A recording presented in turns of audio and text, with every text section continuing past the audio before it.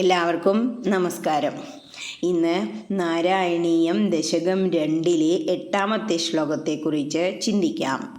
നിഷ്കാമം നിയത സ്വധർമ്മചരണം യത് കർമ്മയോഗാഭിധം തദ്ദൂരേത്യഫലം യദൗപനിഷദജ്ഞാനോപലഭ്യം പുനഃ തത്തു വ്യക്തതയാസു ദുർഗമതരം ചിത്തസ്യ തസ്മാത് വിഭോ ത്വത്പ്രേമാത്മകഭക്തിരേവ സതതം സ്വാദീയസി ശ്രേയസി.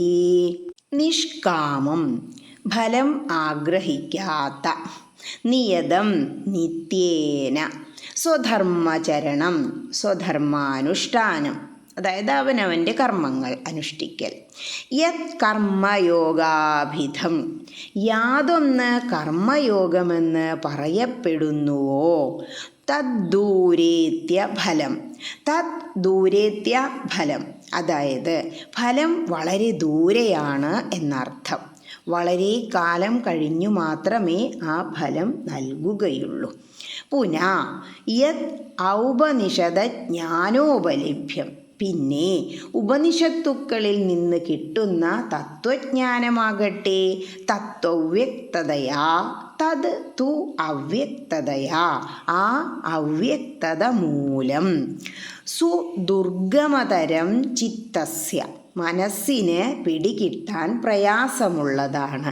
തസ്മാത്, അതുകൊണ്ട്, വിഭോ, സർവശക്തനായ കൃഷ്ണ, ത്വത് പ്രേമാത്മക ഭക്തി ഏവ, അങ്ങയെക്കുറിച്ചുള്ള പ്രേമരൂപത്തിലുള്ള ഭക്തി തന്നെയാണ് സതതം എല്ലായ്പ്പോഴും, സ്വാദീയസി ശ്രേയസി, മധുരതരവും ശ്രേയസ്കരവും. ഇനി ഈ അർത്ഥമെല്ലാം മനസ്സിൽ വച്ചുകൊണ്ട് ആ ശ്ലോകം ഒന്നുകൂടി ചൊല്ലി നോക്കണം. എന്നിട്ട് ആ അർത്ഥങ്ങളെല്ലാം ചേർത്തൊന്ന് ചിന്തിക്കണം. അതായത് എന്താ പറയണേ?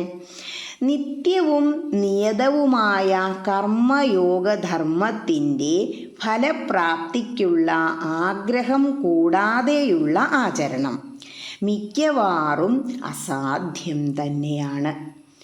ഉപനിഷത്തുക്കളിൽ വിശദീകരിച്ചിട്ടുള്ളതും ബ്രഹ്മജ്ഞാനം കൊണ്ടു നേടേണ്ടതുമായ പരമപദമാകട്ടെ എല്ലാ വശങ്ങളിലും അവ്യക്തമായിരിക്കുന്നതിനാൽ ഹൃദയത്തിന് കടന്നു ചെല്ലാൻ പ്രയാസകരമാണ്. ഹേ സർവശക്തനായ മഹാവിഷ്ണു, അക്കാരണത്താൽ അങ്ങയിൽ പ്രേമരൂപത്തിലുള്ള ഭക്തി എപ്പോഴും മധുരതരവും ശ്രേയസ്കരവുമാണ്.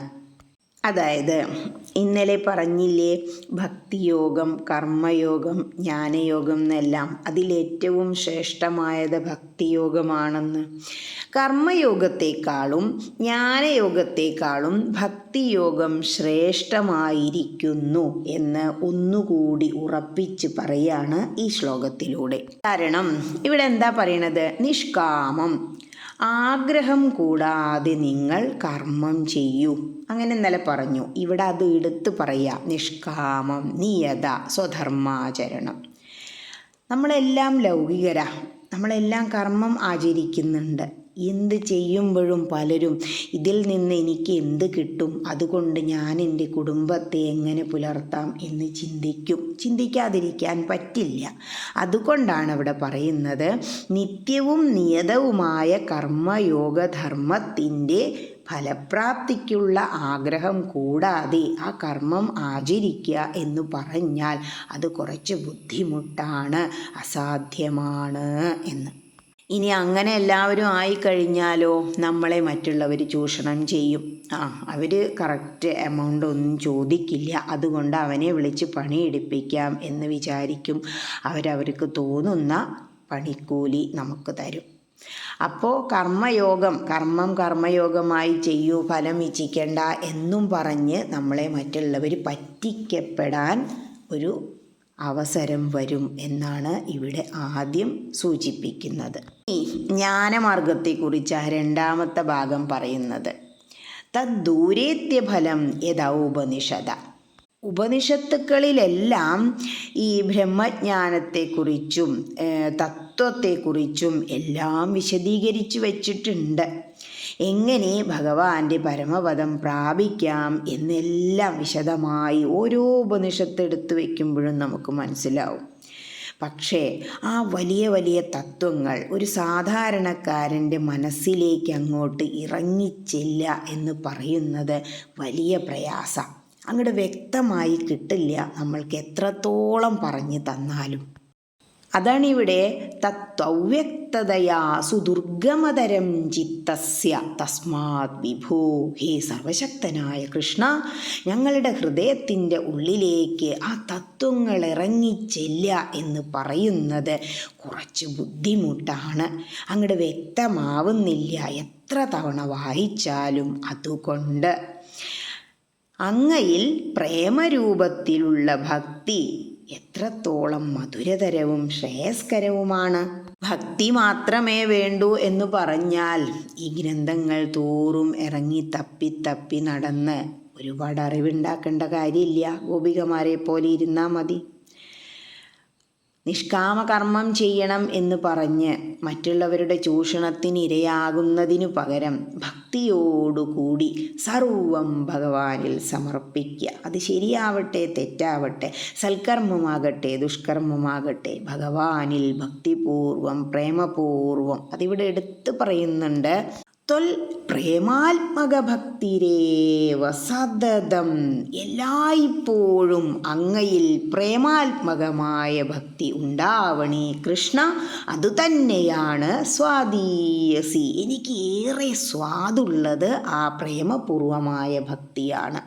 ശ്രേയസി, അത് തന്നെയാണ് ശ്രേയസ്കരവും. അതുകൊണ്ട് കണ്ണാ, എനിക്ക് ഭക്തി മാത്രം തന്നാൽ മതി, മറ്റൊന്നും വേണ്ട എന്നാ പറയണേ.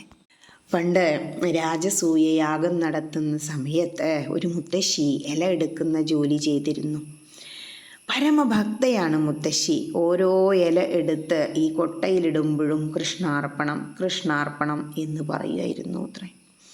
അത് കണ്ടപ്പോൾ അർജുനൻ അത് പറ്റിയില്ല. അർജുനൻ മുൻകോപിയാണല്ലോ. കൃഷ്ണനെ വിളിച്ചുകൊണ്ട് വന്നു. കൃഷ്ണ, ഒന്ന് ഇങ്ങോട്ട് വരൂ എന്നൊക്കെ പറഞ്ഞ് ആ തിരക്കിൻ്റെ ഇടയിൽ നിന്ന് രാജസൂയയാഗം നടക്കുകയല്ലേ, ഊട്ടുപുരയിലേക്ക് കൊണ്ടുവന്നു.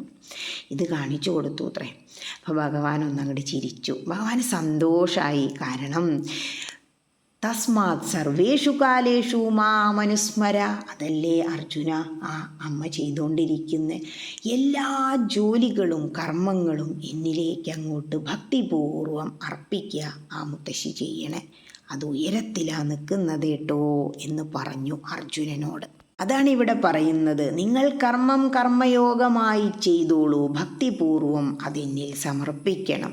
നിങ്ങൾ ഒരുപാട് ജ്ഞാനം നേടിക്കോളൂ, അത് ഭക്തിപൂർവം എന്നിൽ സമർപ്പിക്കണം. എന്തേ വേണ്ടൂ? പ്രേമപൂർവമായ ഭക്തി. ഈ ലോകത്ത് എപ്പോഴും മുന്തി നിൽക്കുന്നത് പ്രേമം എന്ന ഭാവ. പ്രേമരൂപം എന്നെടുത്ത് പറയുന്നത് അതുകൊണ്ടാണ്. കാരണം ഈ പ്രണയിനികളുടെ സ്നേഹം എന്ന് പറയുമ്പോൾ അവരുടെ മനസ്സ് തരളിതമായിരിക്കും, അവരങ്ങോട്ട് ഉയരും. അത് ഭഗവാനോടാണെങ്കിലോ എങ്ങനെയാ ഗോപികമാർ ഭഗവാന്റെ കൂടെ രാസക്രീഡ ആടിയത്? അതുപോലെ ഭഗവാനിൽ സർവം മറന്ന് എന്ന് പറയുമ്പോൾ ഗോപികാഗീതത്തിലെ ഒരു വരി നമ്മൾ ഓർക്കണം. പതിസുതാന്വയ ഭ്രാതൃബാന്ധവാ അതിവിലംഘ്യതേ അച്യുതാഗതാ. അവനവൻ്റെ ഭർത്താവിനെ, മക്കളെ, ഭ്രാതൃബാന്ധവ, അതായത് എല്ലാവരെയും, ബന്ധുക്കളെയും സ്വന്തക്കാരെയും, ആരൊക്കെ നമുക്ക് ഈ ലോകത്തിൽ സ്വന്തമായിട്ടുണ്ടോ? നമ്മൾ പറയില്ലേ നമ്മുടെ സ്വന്തക്കാരെ നമ്മൾ പേടിക്കണമെന്ന്. എല്ലാവരെയും മറന്ന്, സർവം സകലതും മറന്ന് കൃഷ്ണനെ അങ്ങോട്ട് ശരണം പ്രാപിക്കുക. നമ്മളുടെ ഹിന്ദു മതത്തിൽ മാത്രമുള്ള ഒരു വാക്കാണ് ഈ ശരണം ശരണം എന്നുള്ളത്. അതാണ് പിന്നീട് ബുദ്ധമതക്കാരെടുത്തത്. ബുദ്ധം ശരണം ഗച്ഛാമി എന്നെല്ലാം പറഞ്ഞ്. അതായത് നമ്മളങ്ങോട്ട് ശരണം പ്രാപിച്ചാൽ, ശരണാഗത വത്സലനാണ് ഭഗവാനെ, നമ്മെ അങ്ങോട്ട് സ്വീകരിക്കും. അങ്ങനെയാ ഗോപികമാർ ചെയ്തത്. ആ രാസക്രീഡ ആടിയ നിമിഷം എല്ലാം മറന്നു. ഭർത്താവിനെയും കുട്ടികളെയും അമ്മയെയും അച്ഛനെയും ബന്ധുക്കളെയും സർവം മറന്ന് ഭഗവാനോട് ഒത്തങ്ങട് നിർത്താട്. അങ്ങനെ ചെയ്യാൻ നമുക്ക് കഴിയണം. അത്രയ്ക്കും പ്രേമപൂർവമായ ഭക്തി ഭഗവാനിൽ എല്ലാവർക്കും ഉണ്ടാവട്ടെ. ഹരേ കൃഷ്ണ.